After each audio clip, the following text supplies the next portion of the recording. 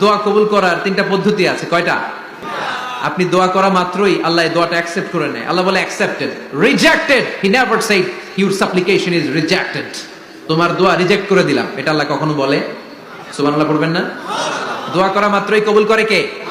তবে তিনটা পদ্ধতিতে করে। চিল্লায় বলেন তো কয়টা? যখনই যা চাইবেন আল্লাহ বলে দেব দেব দেব, দেব না কখনো বলে না। তিন পদ্ধতিতে কবুল হয়। পদ্ধতি নাম্বার 1, কোন বিষয় আল্লাহর কাছে চাইলেন, দোয়া করলেন, আল্লাহ বলে দেব দেব বলেই তিনি দিয়ে দেয়, ফলে আপনি পেয়ে যান, আপনি খুশি। সুবহানাল্লাহ পড়েন। পদ্ধতি নাম্বার 2, আপনি আল্লাহর কাছে কিছু চাইলেন, আল্লাহ তখনও বলে বান্দা তোরে দেব, রিজেক্ট করে দিলাম এটা বলে না, দেব তবে এখন না, লেটার অন, একটু দেরি করে, পরে দেব। কখন দিলে আমার জন্য ভালো, আমার চেয়ে ভালো জানে কে? তাইলে মাঝে মাঝে সাথে সাথে দেয়, মাঝে মাঝে দেরি করে দেয়।